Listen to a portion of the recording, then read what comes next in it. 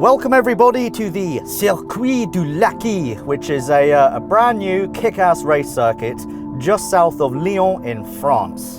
The reason I'm here is to drive a Renault Zoe, an electric vehicle, which, as you can hear, I'm doing right now. This is a top spec version with 90 horsepower, 0 to 62 in around 13 seconds and a range of 250 miles. So it's really good on fuel. It's super quiet, and it is also the best-selling electric vehicle in all of Europe, so I'm in very good company. The reason I'm here is to drive the Renault Zoe, as I said, but not this Zoe, this one.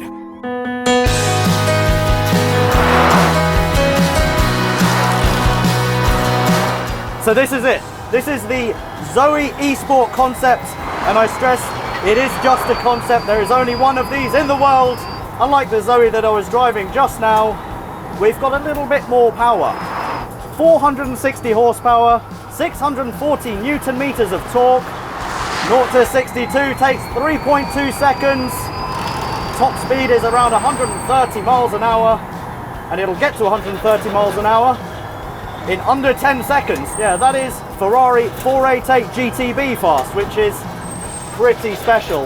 We've got unservoed brakes, so I need to be a little bit careful. Braking is very nice and turning is wicked. We've got four-way adjustable Öhlins dampers, so the ride is super firm but nice and adjustable.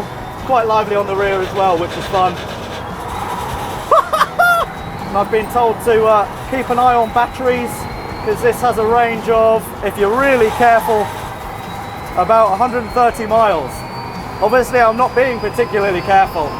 Steering is unassisted, but it's really nice and direct. Who would have thought you could have this much fun in a Renault Zoe? Not me. Thank you to the guys from Renault for making this, because it's wicked.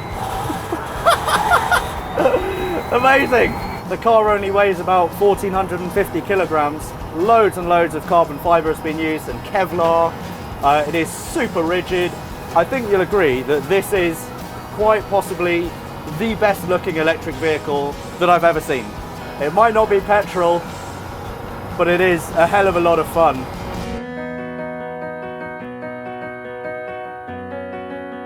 So just to give you guys a bit of a sense of scale, I have the eSport here and the standard Zoe here. The eSport has got a really nice big mouth that says I'm going to decimate any track, and the Zoe just has a little kind of I'm going to be really good to the environment kind of mouth. You can see we've got massive 20-inch wheels. We don't have any rear doors, a proper badass diffuser. We've got a Formula E style rear brake light. Completely, wow, that is completely flat underbelly. The rear lights are carbon fiber. We've got a carbon fiber rear wing, and the blue color is also the same color that you'll find on the Formula E cars. On the inside of the normal Zoe, we've got plush leather seats. We got proper seat belts, a proper steering wheel, and a gear stick with a proper handbrake. It's all very, very nice and very posh. So let's have a look at the eSport concept just for a little bit of contrast. There we go. We've got FIA approved racing seats, these cool pulley things for the doors. We've got the battery there, Alcantara steering wheel, the roll cage that goes all over, and these cool dials as well. If I just jump in here, let me just explain how all of this stuff works. These are the lights, really cool toggle switches, and then here we've got select, charge and brake. You don't have a traditional gearbox in a sense, you've got an accelerator and a brake, and on this side you've got a racing style handbrake, so it's not one of those pulley click click click click click type things. It's literally just and it's done. We've got a cool LCD screen that shows you how much charge you have, or in the case of this car, have not got. So a couple of other things to mention is that the power to weight ratio of that car is actually better than that of a Formula E race car. And also, you're probably wondering, why does this exist when you can't buy it? Why is it a concept? Well, I actually have a quote here from Renault, and it says, "The brief for the Renault Zoe eSport concept couldn't have been simpler. Have fun." That's pretty awesome. So we came up with something midway between a production model and a racing car. It's perfect for lovers of extreme driving sensations. So what do you say we find out how extreme and sensational it really is? The other laps that I was doing, I was only doing on half power. I think I must have knocked something, so I only had the electric motor at the rear working, which meant that my power was about half. The car is now in full beast mode. We're on a straight. We should get this started with a launch. Oh yeah, that's a lot better than it was before. Already 120 kilometers an hour. 160. Woo! 183 kilometers an hour. That is so much better. This is properly fast.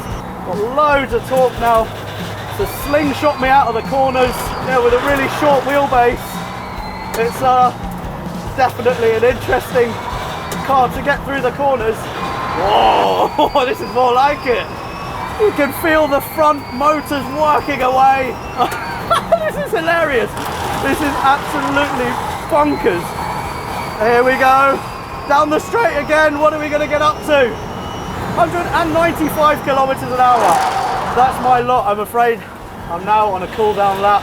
So in that time that we just did that one lap, we drained the battery by about 20%. The future is not as bad as it may seem if we can get stuff like this.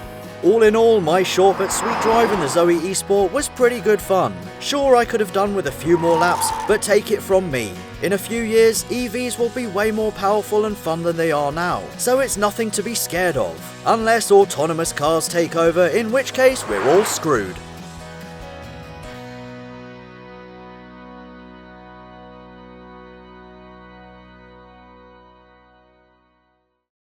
So I've now taken the Honda Accord 2-litre VTEC to a aptly named Honda specialist, Honda R. This is Maz. He is the co-owner of Honda, and he, when I phoned him up, you said, absolutely, come over, bring the Honda Accord 2-litre VTEC because they get me so jacked up and excited. That's what you said, right? Well, especially this model.